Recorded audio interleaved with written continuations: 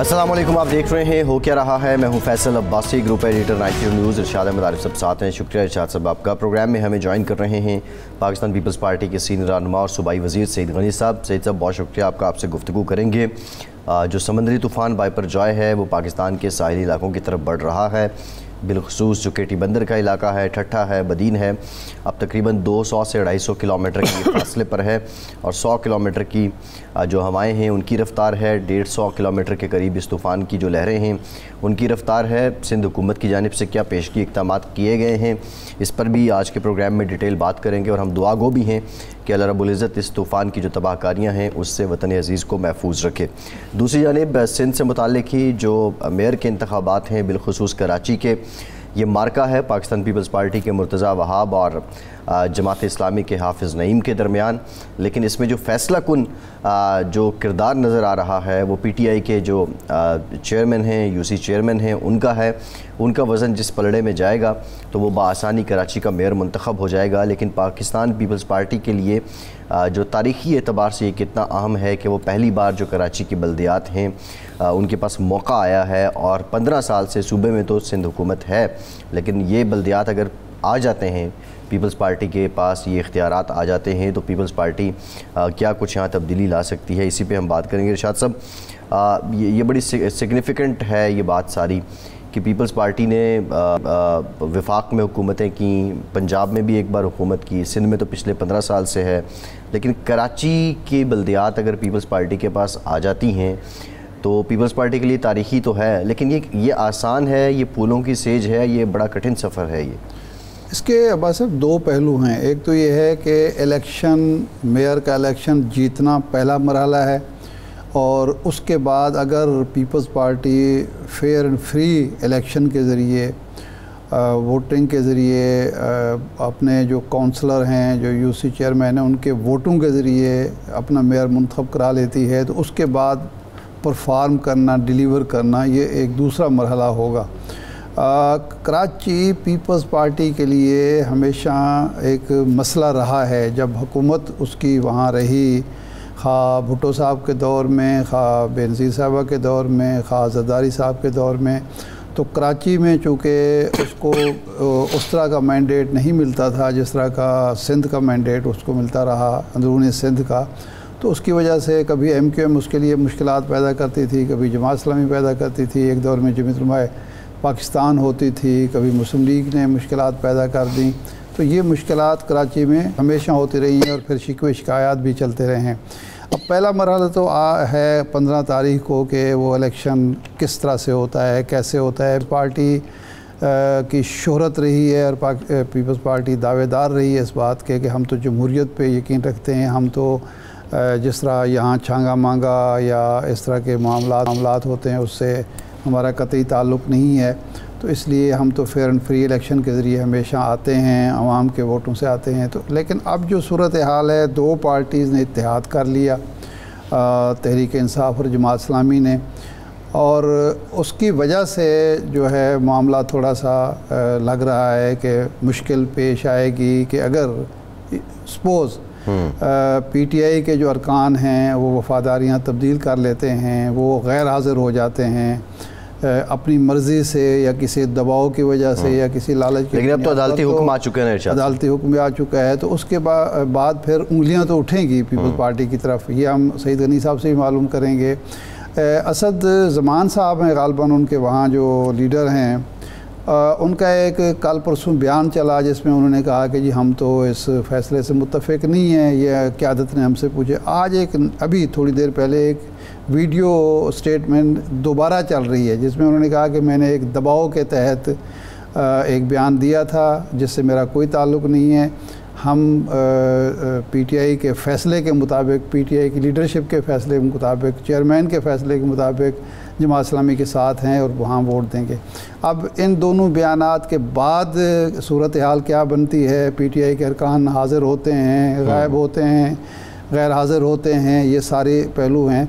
तो मेरा ख़्याल है हम सईद गनी साहब से पूछ लेते हैं कि सईद गनी साहब, ये जो इस वक्त इशू है, अदालती हुक्म ये है कि आपकी हुकूमत ने उनके लिए सहूलत पैदा करनी है कि तमाम वोटर वहाँ मौजूद हों, गिरफ़्तार जो लोग हैं वो भी वहाँ मौजूद हों, अपनी मर्ज़ी से अपने राय का इजहार करें, उन पर कोई दबाव नहीं होना चाहिए, लालच नहीं होना चाहिए। तो इस बात को इंश्योर कर रहे हैं कि 15 तारीख को सारे जमात इस्लामी के और PTI के अरकान जो हैं, वोटर हैं, वो वहाँ होंगे और उन पर किसी किस्म का दबाव भी नहीं होगा और उनको कोई तरगीब या लालच भी नहीं दिया जाएगा।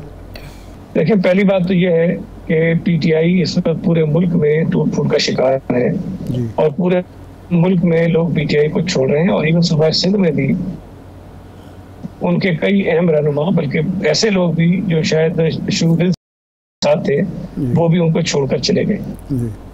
अगर ये टूट फूट का अमल पूरे मुल्क में हो रहा है, सुबह सिंध में भी हो रहा है, तो हाफिज साहब ये तस्वर की क्यों जो 62 या 63 के जो मेंबर्स हैं, उनमें ऐसे लोग नहीं होंगे जो इमरान खान से या PTI से उनकी पॉलिसीज पर नाला होंगे। मुझे ये बात समझ नहीं आती, वो क्यों ये समझते हैं कि नहीं ये इंटैक्ट होंगे और ये नहीं जंगे बाकी PTI पूरे मुल्क में बिखरती रहे। तो उसका जो असर है बिना का वो यकीनी तौर पर लोगों पर भी होगा। दूसरा, जो आपने अदालती अहकाम की बात की, अदालती अहकाम जो हुक्म आया था वो तो भी दो दिन आया। मैंने भी कई मरतबा कहा, चीफ मिनिस्टर साहब ने भी कहा, मुल्ज़माओं ने भी कहा कि वो तमाम लोग जो 15 जून को वोट देने के अहल और वो हुकूमत की या पुलिस की तहवील में हैं, उनको हम पेश करेंगे, हम उनको पेश करने के जिम्मेदार हैं। और वो आते हैं, वोट किसको देते हैं ये उनका अपना इख्तियार है, वो अपना फैसला खुद करेंगे। लेकिन वो जो पुलिस की कस्टडी में नहीं है, अब अगर कोई हाफिज आएंगे उनको भी पेश करना हमारी जिम्मेदारी है, तो भाई ये हमारी जिम्मेदारी नहीं है। या तो आप ये बताइए कि जी फला आदमी फिलहाल किसी की कैद में है, कोई FIR कटवा दीजिए, कोई कर दीजिए। प्रोग्राम के तवज्जुह से कहता हूँ कि हम उनको रिकवर करेंगे और उनको यकीनी बनाएंगे कि वो अगर 15 तारीख को वोट अपना डाले, वो कहीं पर भी हो। लेकिन सिर्फ बयानबाजी कर देना, इल्जाम लगा देना एक हल है। उन्हें पता है कि PTI 9 मई के बाद नहीं, 9 मई से बहुत पहले FIR नहीं करती थी, कोई गिरफ्तारी नहीं हुई थी, जब कोई दबाव नहीं था। शायद से PTI जाहिर है अपने लोगों को ये हुक्म देगी और ये कहेगी कि आपने गैर हाजिर भी नहीं होना और आपने जमात इस्लामी को वोट भी करना है। एक लेटर जो है वो उनकी पार्टी क़यादत की तरफ से आ जाएगा। जो इंटरेस्टिंग बात है कि लोकल बॉडीज़ पे भी जो डिफेक्शन लॉ है वो इम्प्लीमेंट होता है और इसमें एक केस भी मौजूद है जो एबटाबाद केस था। इसी तरह मेयर का वहाँ पे भी इंतखाब होना था, सुप्रीम कोर्ट का इस पे फैसला भी है। अगर कोई नहीं आता और अपनी मर्ज़ी से नहीं आता और ज़ाहिर है वो पार्टी की हुक्मदुली तो हो गई है, तो फिर इसका मतलब है कि उसको फिर डिफेक्शन का भी सामना करना पड़ेगा। अच्छा, ये डिफेक्शन का मामला जो है ना, ये बड़ा अजीब व गरीब है। अगर तो हुकूमत उस वक्त की उसके हक़ में कोई डिफेक्शन हो तो उसको एक मौका मिल जाता है, अदालतों से स्टे भी मिल जाता है, और हुकूमत अगर ना चाहे तो वो जो आदमी होता है वफादारी तब्दील करने वाला, वो कई साल तक अपने काम करता रहता है हुक्मरान पार्टी की। देखें, ये जो पुजदार दौर था, 4-6 लोग जो थे वो शरपुर शी वाले भी थे और दूसरे ग़ियासुद्दीन साहब भी थे। 6 लोग, गालबन 5 या 6 लोग ऐसे थे जो हुकूमत के साथ खड़े रहे। मुस्लिम लीग नून उनका कुछ नहीं बिगाड़ सकी क्योंकि वो केस चलता रहा और ऐसा ही चलता चला गया। इसी तरह माजी में भी कुछ ऐसा हो चुका है। तो डिफेक्शन क्लास अगर लगती भी है तो ज़ाहिर बात है उस पर कोई इतनी जल्दी अमल दरामद नहीं होगा और फौरी तौर पर शायद ऐसा भी ना हो। असल जो फ़ायदा पीपल्स पार्टी को पहुंच सकता है कि अगर बड़ी तादाद में लोग गैर हाजिर हो जाते हैं तो जो बर्तरी है जमात इस्लामी PTI के वोटों की वजह से शो कर रही है वो बर्तरी ख़त्म हो जाएगी। लेकिन सईद गनी साहब से राब्ता बहाल हो गया। तो सईद गनी साहब, आप बात कर रहे थे, कंटिन्यू कीजिए। देखिए, तो जो लोग बकौल हाफिज नईमुर्रहमान साहब के लापता हैं, गुम हैं, तो भाई उनको हमारी जिम्मेदारी लाने की कैसे हो सकती है जब हमारे इल्म में नहीं है कि वो कहाँ हैं। हाँ, अगर वो निशानदेही करेंगे तो हम उनको जरूर पेश करा देंगे। दूसरी एक मैं और करेक्ट कर दूं कि पाकिस्तान पीपल्स पार्टी कराची की मजबूत जमात रही है माजी में, और तो और 1979 में जब बल्दियाती इलेक्शन हुए तो पीपल्स पार्टी ने अक्सरियत हासिल की थी। लेकिन उससे चूंकि जनरल ज़ियाउल हक का दौर था तो उन्होंने हमें हरवाया, हमारे लोग जेलों में डाले, कुछ वोट रिजेक्ट करवाए और जमात इस्लामी के मेयर को मुंतखब करवा लिया। इवन 2001 में भी जब इलेक्शन हुआ तब भी पाकिस्तान पीपल्स पार्टी और दीगर जो इत्तेहादी जमातें थी उनकी अक्सरियत थी, लेकिन उस वक्त भी लोगों को दबाया गया, थ्रेट किया गया और नेमतुल्लाह खान साहब को जो है वो नाज़िम मुंतखब करवाया गया। तो जमात इस्लामी माजी में जब जीती है कराची में, या तो एमक्यूएम के बाइकआउट की वजह से जीते हैं या फौजी आमिर जो हुकूमतों में वो करते थे उनकी मदद के जरिए वो जीते हैं। तो वो अब हालात इनको मुयसर नहीं है तो बहरहाल निजाम तलाशी कर रहे हैं। लेकिन जी शाह साहब, अब आप जो सैयद भी बात कर रहे हैं उसको कंटिन्यू कीजिएगा, लेकिन एक सवाल है, आप कराची में, सिंध में पीपल्स पार्टी की शानदार तारीख की बात करते हैं।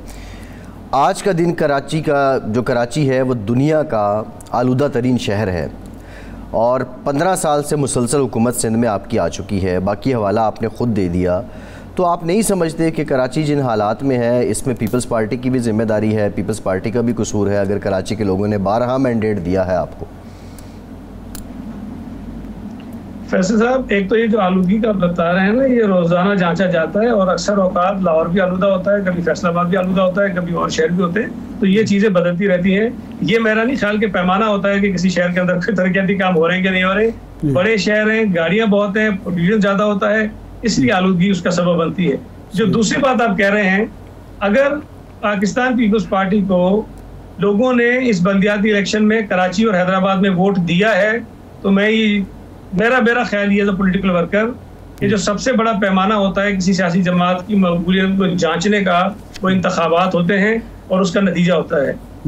कराची की तो हम बात कर रहे हैं, लेकिन हैदराबाद में भी ये हुआ है कि पीपल्स पार्टी पहली मरतबा जीती और वहाँ मेयर हमारा अनअपोज मुंतखब हो चुका है। तो हमने कुछ ना कुछ जरूर डिलीवर किया है जिसकी बिना पर कराची के लोगों ने हमें वोट दिए हैं। और मैं आपको ये दावे से कह सकता हूँ कि पाकिस्तान पीपल्स पार्टी की हुकूमत पिछले कई बरसों से कराची पर जितना इन्वेस्ट कर रही है, जितना डेवलपमेंट हम कराची में कर रहे हैं, माजी में ना ये एमक्यूएम के दौर में हुआ है, ना जमात इस्लामी जब उनके पास बेहतर उन्होंने किया है। हमने उनके मुकाबले में सबसे ज्यादा पैसे खर्च किए।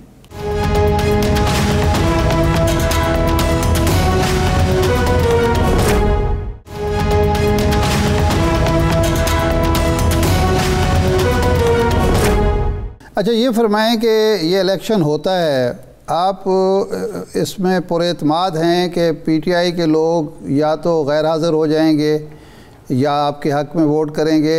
ये एतमाद की बुनियाद यही है कि इस वक्त पीटीआई तकसीम का शिकार है, टूट फूट का शिकार है, या कुछ आपने काम भी किया है, कायल भी किया है उनके मेंबरान को कि भाई हमारा मेयर मुंतखब होगा तो इलाके के काम भी होंगे, शहर के काम भी होंगे, हुकूमत और म्यूनसिपैलिटी एक साथ होंगे तो कराची का भला है? इरशाद साहब, एक तो देखें, जब इंतखाबात हो रहे हो किसी भी सतह के और दो मुखालिफ उम्मीदवार आमने सामने हों तो हर उम्मीदवार ये कोशिश करता है कि वो कामयाब हो जाए। और जाहिर है कि हमने अगर मेयर के उम्मीदवार को अपने मैदान में उतारा है और हमारे नंबर्स भी ज्यादा हैं तो हम समझते हैं कि हमें जो है वो अपने जो मेयर है उसको मुंतखब करवाना है। उसके लिए राब्ते पॉलिटिकल पार्टीज करती हैं। देखिए, इस वक्त 9 मई के बाद पूरे मुल्क में लानतान हो रही है पीटीआई पर। उन्होंने जो दहशतगर्दी जो तकरीबकारी की है 9 मई को, उसके बाद कोई सियासी जमात, कोई पॉलिटिकल वर्कर, कोई सिविल सोसाइटी का आदमी पीटीआई के साथ खड़े होने को तैयार नहीं है। इस मौके पर अगर किसी ने पीटीआई को सपोर्ट दिया तो वो जमात इस्लामी है। वो वहां तक चले गए, लेकिन हमें कहते हैं हम किसी से बात ना करें और 193 नंबर हाफिज साहब को हम पूरे करवा के दें। हमने पीटीआई के लोगों से बात की है, मैंने की है, मैं आपको बता रहा हूँ। मैं कराची का सदर पीपल्स पार्टी का, मैंने लोगों से रब्ता किया है और मैंने उनसे गुजारिश की कि पाकिस्तान पीपल्स पार्टी के कैंडिडेट को वोट करें, हम ज्यादा बेहतर कराची के लोगों को सर्व कर सकते हैं और आइए मिलकर कराची की खिदमत करते हैं। लेकिन एक पीटीआई के शख्स ने भी मुझे ये नहीं कहा कि हम पीपल्स पार्टी को वोट देने के लिए तैयार हैं। उन्होंने इनकार किया, उन्होंने कहा कि हम आपको वोट नहीं करेंगे। कुछ ने कहा कि हाफिज साहब को वोट करेंगे, कुछ ने कहा कि हम जो है वो हाफिज साहब को भी वोट नहीं करेंगे और किसी की नहीं करेंगे। तो ये बातें मुख्तलिफ लोगों ने की हैं, लेकिन अप्रोच मैंने भी की है और मेरे साथ यकीनन जो दूसरे दोस्त हैं जो काम कर रहे हैं शहर में, उन्होंने भी रब्ता किया होगा। और मैं ये समझता हूँ कि ये हमारा हक है कि हम कोशिश करें, लेकिन हम जबर के जरिए, जबरदस्ती के जरिए किसी से ना वोट हमने मांगा है ना हमने वोट लिया। आप मुझे कह रहे थे कि कोई वीडियो आई, मैंने वो नहीं देखी, लेकिन मैं ये समझता हूँ कि अगर किसी ने ये कहा है तो उसको नाम बताना चाहिए कि किसने दबाव डाला था, किसका दबाव था और वो वीडियो किसने जबरदस्ती उसे रिकॉर्ड करवाई थी। सही। अच्छा सईद गनी साहब, ये आपने दिलचस्प बात बताई कि आपके राब्ते हुए लेकिन हामी किसी ने नहीं भरी। तो इसकी वजह क्या वो बताते हैं? अगर पीपल्स पार्टी से उनको क्या शिकायत है कि वो जमात इस्लामी से भी उनके नज़रियाती इख्तलाफात उसी तरह के हैं जिस तरह पीपल्स पार्टी के हो सकते हैं, तो पीपल्स पार्टी को वो लोग इस वक्त जबकि वो दबाव का शिकार हैं, टूट फूट का शिकार हैं, वो पीपल्स पार्टी के साथ आने के लिए क्यों तैयार नहीं है? क्या नैरेटिव है उनका? देखिए शाह साहब, जाहिर है कि वो एक अलग सियासी जमात है। अब हम तो रिक्वेस्ट उनसे कर सकते हैं जो हमने की है, और यकीनी तौर पर यही बात हमने कही कि पीपल्स पार्टी कराची के शहर के लिए ज़्यादा बेहतर काम कर सकती है, और हमें पहला मौका मिला है, हमें ये चांस मिलना चाहिए कि हम अपने आप को प्रूव कर सकें कि हम कराची के लिए बेहतर है। लेकिन बहरहाल मैं फिर कह रहा हूँ कि ये लोगों का अपना फैसला था, उन्होंने हमें हामी नहीं भरी कि हम आपको वोट करेंगे, लेकिन आगे चलकर जब हम KMC में बैठेंगे, हमारा मेयर होगा, तो हमारी उस वक्त कोशिश होगी कि जमात इस्लामी को भी, PTI को भी, JUI को भी, PMLN को भी, सबको साथ मिला के चलाएं ताकि अच्छे अंदाज से कराची के लोग। सही है। अच्छा सईद साहब, अब जो इस वक्त चैलेंजिंग सूरत हाल है, जो बाइपर जाए तूफ़ान है अब रुख कर रहा है ठट्ठा, बदीन, KT बंदर, ये इलाके हैं, और मेरा ख्याल 200 या 250 किलोमीटर के फासले पे है। अगले 24 घंटे में ही इसने टकरा जाना है साहिल से। कल मुराद अली शाह साहब ने कहा था कि हमने जो करना है वो 14 तारीख तक करना है, उसके बाद जो करेगा वो तूफ़ान ही करेगा। तो अब तक कितने लोगों को आप निकाल चुके हैं? अब तक की तैयारियां सिंध हुकूमत की क्या हैं?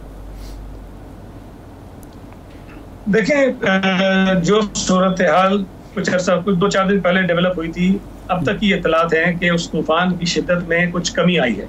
ठीक। और जो हम एक्सपेक्ट कर रहे थे कि जितना नुकसान उससे हो सकता है, वो शायद अब निस्बतन अल्लाह के फजल से वो कम होगा।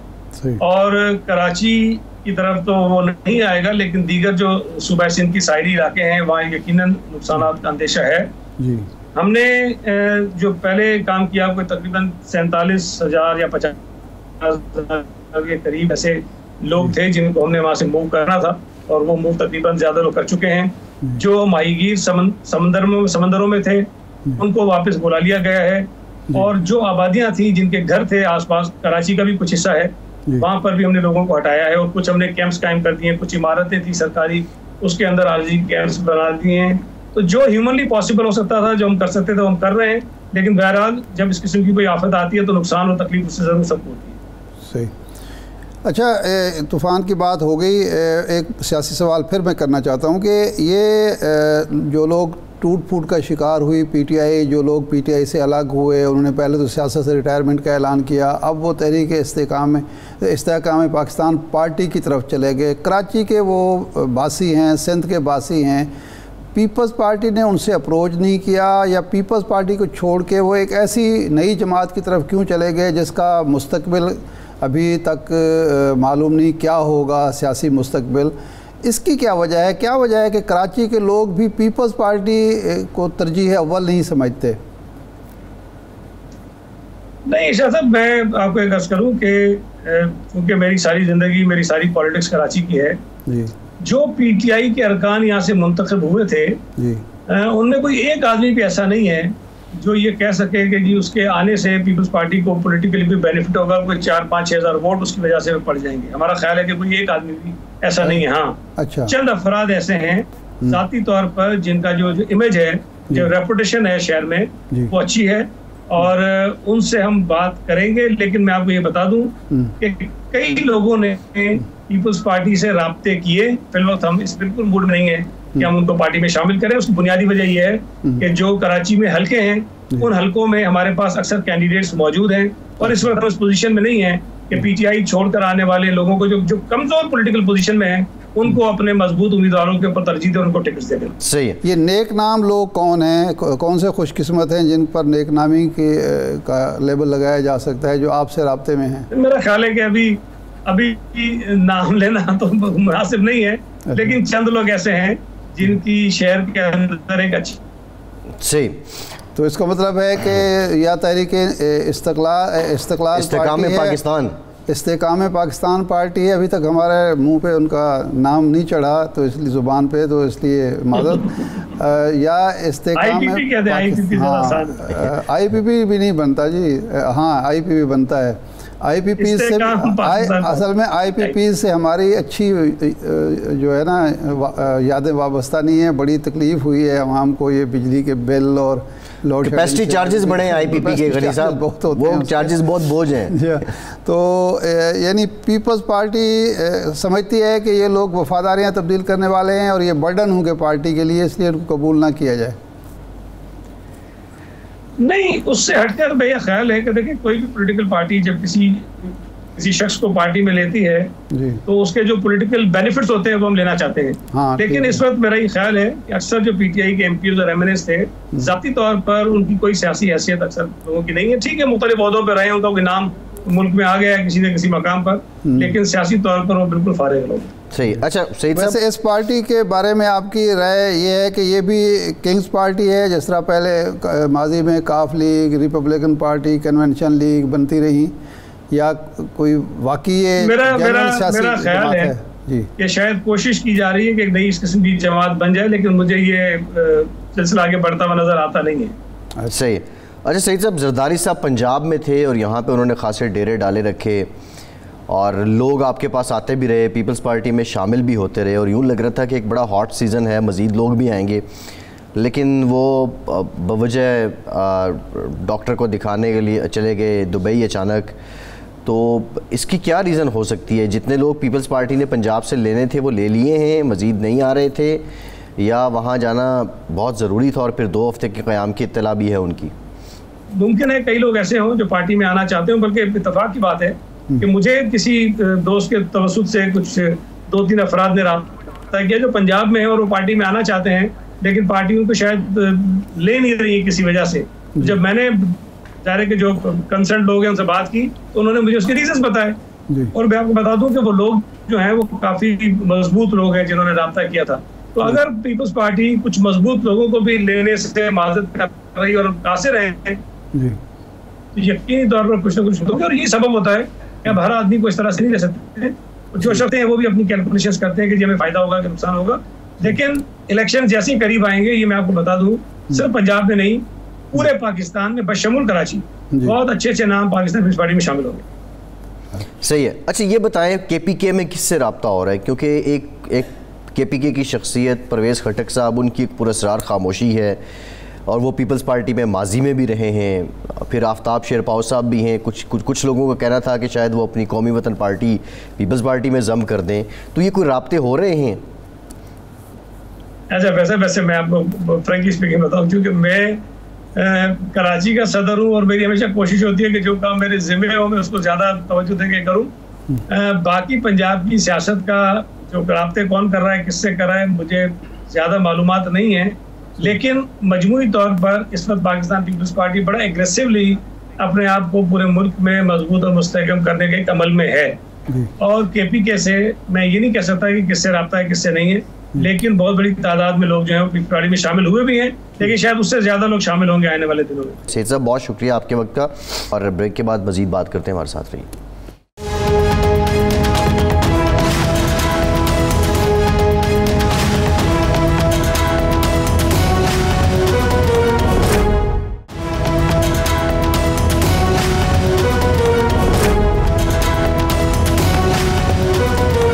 ब्रेक के बाद एक बार फिर से आपका खैर मकदम करते हैं। हमें ज्वाइन किया है फ़याज़ुल हसन चौहान साहब ने, आप तर्जुमान हैं इस्तेहकाम पाकिस्तान पार्टी के। बहुत शुक्रिया चौहान साहब।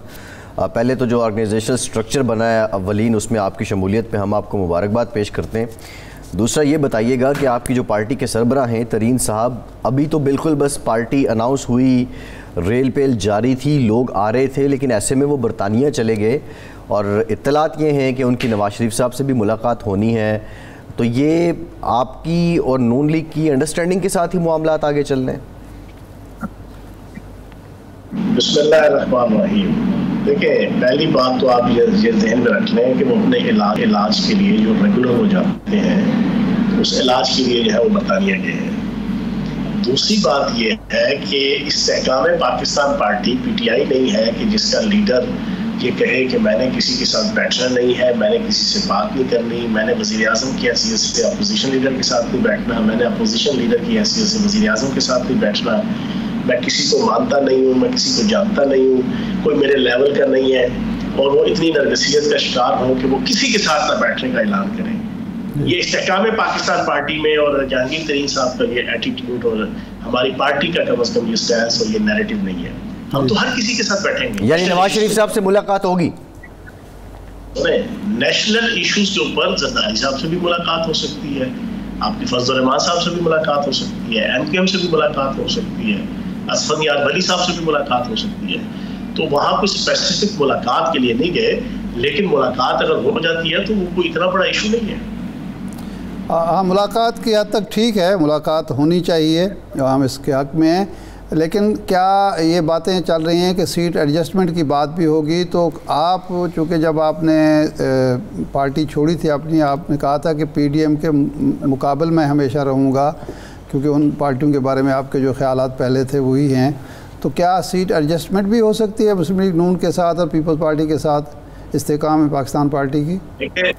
देखिए, इस्तेहकाम पाकिस्तान पार्टी फुल फ्लेज तरीके से पूरे पाकिस्तान के अंदर इलेक्शन में हिस्सा लेगी और अभी अगले 20-25 दिन से लेके 1 महीने तक इरशाद साहब आपको बहुत बड़ी बड़ी डेवलपमेंट्स आपको इंशाल्लाह मिलेंगी। और कहते हैं ना कि पाकिस्तान की सियासत के पुलों के नीचे से अभी बहुत सा पानी बहेगा, बल्कि सैलाब जो है ना वो रेले गुजरेंगे जो है ना। और आपको इस्तेहकाम पाकिस्तान पार्टी के अंदर भी आपको दूसरी और तीसरी लॉट जो आएगी सियासतदानों की, उसके बाद आपको इंशाल्लाह नजर आएगा कि इस्तेहकाम पाकिस्तान पार्टी एक मजबूत, एक मजबूत और मुस्तहकम सियासी जमात के तौर पे आपके सामने होगी। और हम अपनी पॉलिटिकल पार्टी के तौर पे इलेक्शन लड़ेंगे, एक जमात के तौर पे इलेक्शन लड़ेंगे। बाकी एक जमात दूसरी जमात के साथ कहीं लोकल लेवल पे कोई एडजस्टमेंट करती है, कोई मामला करती है, वो हर जमात करती है, वो तो हर जमात करती है। सही है। अच्छा, आपने कुछ लोगों के बारे में ये कहा था कि वो लोग थे तहरीक इंसाफ में, चेयरमैन तहरीक इंसाफ को मरवाने वाले, जिन्होंने एक नैरेटिव ख़ास घड़ा और उनको कायल किया, और उनमें से कुछ लोग आपकी पार्टी में भी मौजूद हैं। तो ये कैसे एडजस्टमेंट होगी अगर उस तरह के ख्यालात के, नज़रियात के लोग आपकी पार्टी में आ गए? देखें, अगर वो इस्तेहकाम पाकिस्तान पार्टी में आ गए हैं तो मैं उन्हें वेलकम कहूँगा, मैं उनको दिलो जान से वेलकम कहूँगा। लेकिन यहाँ पर मामलात जो है ना वो थोड़ा सा डिफरेंट हैं, यहाँ पे स्टाइल ऑफ वर्किंग थोड़ा सा डिफरेंट है, यहाँ पर सोच और अप्रोच वो थोड़ा सा मुख्तलिफ है। बाकी प्यार से करेंगे, सबका स्वागत इंशाल्लाह, जो आएगा उसको सीधे से लगाएंगे। जिनको मौका परस्त कहते थे वो फिर वो मुझे शेर याद आ रहा है, यहाँ के भी वही करेंगे। चौहान साहब, शेर याद आ रहा है आपकी और फवाद चौधरी साहब की नज़र है, जब आप दोनों की मैंने तस्वीर देखी, आप यूँ सर पकड़ के बैठे थे कि मेरे हमरा भी रुसवाइयाँ हैं माजी की, तुम्हारे साथ भी गुजरी हुई रातों के साए हैं। तो आप दोनों एक ही जगह बैठे थे और आप कहते थे कि फवाद चौधरी ही हैं जिन्होंने आपकी साबका पार्टी के चेयरमैन को वर्गलाया और उन्हें मिसगाइड करते रहे। तो यहाँ कैसे वर्किंग स्टाइल बदलेगा? उनका तो कद काट कुछ बड़ा है, वो MNA रहे हैं। यार देखो, कद काट की तो कोई बात नहीं है। कद काट की अगर आप बात करें तो मैं जनाब पिछले 44 साल से जना अल्लाह पाक के करम से सियासी कारकुन हूँ और स्टूडेंट यूनियन का वो दौर हमने देखा हुआ है, एक as a student leader Pakistan level का, एक यूथ लीडर पाकिस्तान लेवल का, और उनसे पहले मैंने इलेक्शन पॉलिटिक्स, ये चीज़ें नहीं है, सीनियर जूनियर यहाँ कोई भी नहीं है, ठीक है ना। असल चीज़ ये है कि अगर वो उन्होंने ज्वाइन की है बहुत अच्छी बात है, मैं उनको वेलकम करूंगा और मुझे उम्मीद है कि वो पूरी जुर्रत के साथ, पूरी हिम्मत के साथ, पूरे बदले के साथ, पूरी तवानाई के साथ इस्तेहकाम पाकिस्तान पार्टी को जनाब डिफेंड भी करेंगे। और बाकी मैं, आप कह रहे हैं ना, अगर आप किसी के साथ मुझे मिलाने की कोशिश कर रहे हैं, तो मैंने उस दिन, जिस दिन इस्तेहकाम पाकिस्तान पार्टी अनाउंस हुई थी, तो मैंने स्टेज पे बैठ के 40 के करीब जनाब मेन स्ट्रीम चैनल्स को और यूट्यूबर्स को मैंने इंटरव्यू दिए थे और डंके की चोट पे दिए थे। और उससे पहले मैं कम से कम 38-40 मीडिया टॉक्स टॉक शोज कर चुका था 20 दिनों में, और 2 प्रेस कॉन्फ्रेंस कर चुका हूँ। मैं तो फ्रंट फुट के ऊपर सीना तान के जनाब अपनी सोच और इस्तेहकाम पाकिस्तान की जो आइडियोलॉजी है और जहांगीर तरीन साहब का जो एक हम्बल एक एटीट्यूड और उनकी एक मुफाहिमत की सियासत, सुकून की सियासत, अदम तशद्दुद की जो सियासत है, मैं तो उसको पूरा डिफेंड कर रहा हूँ। सही है। अच्छा, ये फरमाएं कि इस वक्त जो हालात हैं, आपकी पार्टी वजूद में आ गई, आगे बढ़ रही है, फल फूल रही है, हालात अब जनरल इलेक्शन की तरफ जा रहे हैं, अक्टूबर में जनरल इलेक्शन हो रहे हैं, या कोई कौमी हुकूमत बनने जा रही है, आपका तज्जिया क्या है, मालूमात? देखिए, जो तो चीज़ें कानून के मुताबिक ही हैं वो तो आपके सामने ही है कि अगस्त के महीने में अगर असम्बली इन्होंने खुद तोड़ दी तो फिर 3 महीनों के अंदर, अगर ना टूटी तो 2 महीनों के अंदर इलेक्शन होगा। लेकिन यहाँ पर कुछ कानूनी नुकात हैं, अच्छा, जो मैं पब्लिक के सामने पहले भी रख चुका हूँ, बाकी भी आपके तजिया निगार जो बाखबर है वो रखते हैं कि अभी मरदमशुमारी का रिजल्ट आ रहा है।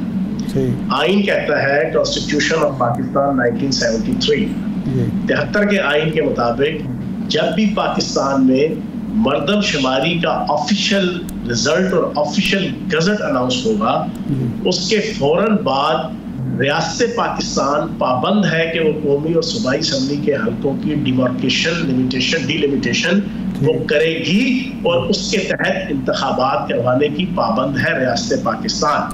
ये आइन के अंदर लिखा हुआ है। अब आपका रिजल्ट आता है सपोज 2 महीने बाद, 3 महीने बाद, फिर उसके बाद आइन के मुताबिक आपकी डिलिमिटेशन होनी पाबंदी है, तो डिलिमिटेशन होने में भी आपके 3, 4, 5 महीने लग सकते हैं। तो ये मेरी जाती एक राय है, ये कोई मेरी अपनी ऑब्जर्वेशन है कि उस कंटेक्स्ट के अंदर कुछ चीजें आगे पीछे हो जाए तो हो जाए, लेकिन असेंबली आपकी जनाब अगस्त के पहले हफ्ते में या दूसरे हफ्ते में जो है वो डिसॉल्व हो जाएगी। नहीं, असेंबली अगर डिसॉल्व हो गई तो फिर तो इलेक्शन 60 दिन में या 90 दिन में कराना एक आइनी और कानूनी ज़रूरत है। फिर असेंबली की मुद्दत बढ़ाई जाएगी या कौमी हुकूमत कायम होगी? मैंने कौमी हुकूमत का सवाल किया था। मैंने आपके सामने आइन और कानून का एक नुक्ता मैंने आपके सामने रखा है मरदमशुमारी वाला। बाकी देखिए अभी हालात क्या बनते हैं। सही नहीं, ये चौहान साहब सवाल ये है कि जो केयर टेकर गवर्नमेंट है आइन और कानून के मुताबिक वो 90 दिन से आगे तो प्रोलॉन्ग नहीं कर सकती। अगर आप असम्बली एक दिन पहले या कबल अज़ वक्त भी डिसॉल्व कर दें तो इस पे क्या, अगर कोई फार्मूला, सवाल सुन लेना आप चौहान साहब, सवाल तो सुन लें। गुजारिश ये है कि कोई फार्मूला क्या ऐसा बन रहा है, क्या कोई कानून साजी भी इससे पहले और हो सकती है? It may be possible. अभी भी तो आपके सामने पंजाब के अंदर जो है ना उसी के मुताबिक ही चीजें जा रही है ना। जी जी, अब तो एक नजीर मिल गई ना, अब तो एक एग्जाम्पल सेट हो गई। केपीके की भी एग्जाम्पल सेट हो गई, पंजाब की भी एग्जाम्पल सेट हो गई। तो ये जो कानूनी नुकात मैंने आपके सामने रखे हैं मरदमशुमारी के, उसको फुलफिल करने के लिए कानून साजी भी हो सकती है, बाकी भी चीज़ें हो सकती हैं। अच्छा चौहान साहब, ये क्या वजह है कि तरीन साहब का अपना ताल्लुक जनूबी पंजाब से है, जनूबी पंजाब से भी कोई हैवी वेट नहीं आए 2-3 लोगों के अलावा, सेंट्रल पंजाब से और जो नॉर्थ पंजाब से तो लोग काफ़ी तादाद में आए, केपीके से कोई ख़ास अहम लोग आपके तरफ नहीं आए, तो पार्टी इतनी जल्दी अनाउंस करने की ज़रूरत क्या थी? जब आप कह रहे हैं कि बहुत सारे लोग मुसराबते हैं, बहुत बड़े लोग आने वाले हैं, तो क्या इंतज़ार ना कर लिया जाता लोगों के आने का? क्या मजबूरी थी कि पार्टी इतनी जल्दी अनाउंस कर दी गई और सिर्फ बज़ाहिर लगता है कि सेंट्रल पंजाब और कराची के लोग ही उसमें शामिल हैं? नहीं, आपकी ताक़िलियत है कि साउथ में से भी अच्छी खासी साबिक वज़ीर, साबिक मशीर, MNAs, MPs उन्होंने ज्वाइन किया है। और KPK से भी, असल में KPK में जो मेरी इंफॉर्मेशन है जी कि परवेज़ खटक साहब और हसन कैसर साहब ने कुछ वक्त लिया हुआ है। अच्छा। और वो पूरे KPK की जितनी क़यादत है PTI की, क्योंकि अभी लोगों की कोई गलतफहमी है कि शायद PTI उसी तरीके से जनाब 2013 और 2018 की तरह यहाँ पे इलेक्शन कंटेस्ट करेगी और फिर वही लहरे बहरे, ये कुछ थोड़ी सी मिसकंसेप्शन है। अच्छा। तो सोशल मीडिया वो कुछ रोल ऐसा प्ले कर रहा है, लोग समझते हैं कि रोजाना 8 जनाब केसेस के अंदर जमानतें हो रही हैं, हाई कोर्ट से जमानतें हो रही हैं, तो शायद कोई जनाब पुरानी कोई बहारें आएंगी। लेकिन यहाँ पर इस वक्त बड़ी खामोशी के साथ मिलिट्री कोर्ट्स में जो 17 केसेस चल रहे हैं उसके ऊपर काम हो रहा है और तकरीबन 1.5 हफ्ते के अंदर अंदर वो काम कंप्लीट होगा। और पहले मरहले पे वो सारे के सारे लोग जिसमें पार्टी चेयरमैन भी शामिल है, उनका मिलिट्री कोर्ट्स के अंदर केस चलेगा। और मिलिट्री कोर्ट्स का केस ये नहीं होता कि हर पेशी के ऊपर कैमरामैन भी पहुंचे हुए हैं, यूट्यूबर भी पहुंचे हुए हैं और एक अजीबोगरीब मीडिया का जनाब मीना बाजार लगेगा, वो वहां पे नहीं लगेगा। और प्रैक्टिस जो है वो पीटीआई ने खुद शुरू की थी। पीटीआई की हुकूमत में 17 बंदों के ऊपर मिलिट्री कोर्ट्स के जो है वो केस चले थे, जिनमें 3 को सजाए मौत भी हुई थी। तो अब वो सारी चीजें जब क्लियर हो जाएगी तो दूसरी और तीसरी लॉट वो उसमें पीपल्स पार्टी के लोग भी हैं, नून लीग के लोग भी हैं। इस्तेहकाम पाकिस्तान पार्टी इक़्तिदार के लिए अल्लाह पाक के करम से हमने बनाई है, हुकूमत बनाने के लिए बनाई है। हमने कोई जनाब वैसी फजूल की जरा ये प्रैक्टिस नहीं है। तो इंशाल्लाह हम रहे। आपके शोकेस में क्या होगा चौहान साहब, अच्छा नजर आएगा? क्या होगा आपके शोकेस में? आप आवाम को देंगे क्या? देखें, हाई होप्स तो पीटीआई ने भी बहुत बुलंद की थी, लेकिन आप लोग जब उस टीम का हिस्सा थे तो डिलीवर नहीं कर पाए। तो आपके शोकेस में होगा क्या? आवाम के सामने रखेंगे क्या? नैरेटिव क्या होगा? देखिए, बात यह है कि हमारे शोकेस में सबसे पहले होगा कि हम अदम तशद्दुद की सियासत करने के नंबरदार हैं। हम पाकिस्तान के अंदर फसाद फिल अर्ज़ के जो नबी पाक सल्लल्लाहु अलैहि वसल्लम के कौल अक़दस और फरमुदात अक़दस के मुताबिक कुफ्र से बदतर है। हमने फसाद फिल अर्ज़ जो है वो पाकिस्तान के अंदर नहीं करना। हमने पाकिस्तान की तामीर और तरक्की का जरा मोटो लेके चलना है। हमने पाकिस्तान के अंदर टॉलरेंस का और हार्मनी का एक जनाब एटीट्यूड देना है। इस वक्त जब पाकिस्तान की इकोनॉमी और पाकिस्तान के सर्वाइवल वो एक दांव पे लगा हुआ है, ऐसे मौके पे हमने हटदर्मी की पॉलिटिक्स नहीं करनी कि हमने फलां पार्टी के साथ बैठना है, फलां के साथ नहीं बैठना, बल्कि किसी के साथ भी नहीं बैठना।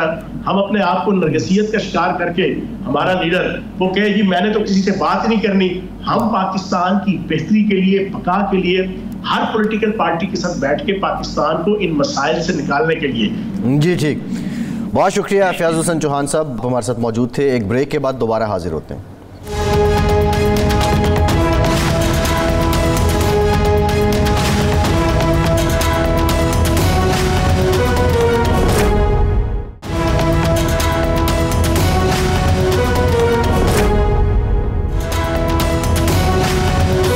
ब्रेक के बाद एक बार फिर से आपको खुशामदीद कहेंगे। इरशाद साहब, बजट में जो अवाम हैं उनके अपने एक तासुरात हैं, कारोबारी लोगों के अपने तासुरात हैं, लेकिन ओवरऑल देखा जाए तो हमारी जो जर्नलिस्ट फ्रेटर्निटी है, जो 1 अरब रुपये हेल्थ इंश्योरेंस के लिए मुख्तस किया गया, उसको लेके बड़े मुतमईन किस्म के तासुरात हैं। आज आपके एजाज़ में, CPNE के एजाज़ में बतौर प्रेसिडेंट आपने उसको लीड भी किया। जो लंच दिया गया, मरियम औरंगज़ेब साहिबा मौजूद थी। गुफ्तगू क्या हुई? एक तो बिलखुसूस जो सहाफ़ती उमूर हैं उसको लेकर ये सहाफ़ी बरादरी है, और सियासी हवाले से उनकी बॉडी लैंग्वेज या कोई ऐसी बात जो उन्होंने की हो कि आपको लगता हो कि जिससे ये ज़ाहिर हो जाए कि हमें भी पता चल जाए, आवाम को भी पता चल जाए इलेक्शन हो रहे हैं या नहीं हो रहे। देखिए, 2 चीज़ें वहाँ हुई। वो हल्का फुल्का, एक तो वो ताख़ीर हो गई, इस्लामाबाद से ताख़ीर से पहुँची, तो उसकी वजह से वो लंच जो था वो ताख़ीर का शिकार हुआ। तो उन्होंने एक तो बात ये की कि जी ये बजट हमने ये सोच कर दिया है कि बहुत तकलीफ़ आवाम ने भुगत ली, तो अब उनको कुछ रिलीफ मिलना चाहिए। ये तनख्वाहों में इजाफ़ा किया है हमने, कुछ ज़्यादा टैक्स नहीं लगाए, कोशिश की है कि इंडस्ट्री को कोई सहूलत मिले, कुछ सब्सिडीज़ हमने विड्रा की थी, कुछ दी हैं। सोलर एनर्जी जो है उसके प्रमोशन के लिए हमने काम किया है। तो सवाल ये हुआ कि आप ये बताएं कि वो जो होता है फरमान इमरोज़, जिसको ऑर्डर ऑफ द डे कहते हैं, आज की क्या है, ख़बर क्या है? तो उन्होंने कहा ख़बर ये है कि सब्र करें, कि सब्र आवाम अगर करेंगे, आप करेंगे, आप ख़ास तौर पर सहाफ़ियों की तरफ उनका इशारा था, आप सब्र शुक्र से काम लेंगे तो सब्र का फल हमेशा मीठा होता है, तो आपको सब्र करना चाहिए। बाकी उन्होंने कहा कि नहीं, अब ये कंटेस्ट, ये अब इलेक्शन सब्र से मुराद ये है, ये सवाल हमने नहीं किया कि कितना अरसा सब्र करें जिसके बाद हम आदी हो जाएंगे इन मुश्किलात को सहने के। बात कहीं किसी और तरफ चल पड़ी। सहाफ़ियों को उन्होंने ये खुशखबरी सुनाई कि ये हेल्थ इंश्योरेंस के अलावा हमने और भी बहुत सारे इक़दामात करने हैं, और इसी जब बजट पर नज़र सानी, यानी बजट पर अब बजट तजावीज़ पेश हो गई हैं, डिबेट होगी, तो डिबेट के दौरान कुछ और इक़दामात का ऐलान भी करेंगे वज़ीर ख़जाना साहब। और दूसरा ये है कि वो इस बात पे मुतमईन थी कि अब अगर इलेक्शन होते हैं तो आवाम के सामने हम सुरखरू होकर जाएंगे जी, और ये जो गिले शिकवे 1 साल के 1.25 साल के हैं वो दूर हो जाएंगे। अब ये कैसे दूर होंगे ये एक अलग सी बहस है, लेकिन बज़ाहिर यूँ लगता है कि मुस्लिम लीग यानी हुकूमत का एक बड़ा हिस्सा, हुक्मरान इत्तेहाद का बड़ा हिस्सा यानी मुस्लिम लीग की हद तक जो है ये लोग तैयार हैं कि जी अब इलेक्शन में जाया जाए और इलेक्शन में जाके अपने कारनामे बयान किए जाएं, मियां नवाज शरीफ साहब के पिछले कारनामे और इस बजट को बुनियाद दूसरा हिस्सा जो है जी उसकी क्या अप्रोच है? मुस्लिम लीग नून का ही दूसरा मुस्लिम लीग ये जो मुस्लिम लीग के अंदर तो धड़े मौजूद हैं, नज़र आते हैं। ये बात वहाँ सवाल नहीं हुआ, वक्त थोड़ा था, मैंने अर्ज़ किया ना। वो ये है कि एक धड़ा तो ये समझता है कि अब हम इलेक्शन में अगर जाते हैं, मद्दे मुकाबल चूँकि टूट फूट का शिकार है, वो शायद उस तरह मौजूद ही ना हो मैदान में, तो अब हमारे लिए फेवरेबल हालात हैं, हम बात नहीं इलेक्शन जीत सकते हैं।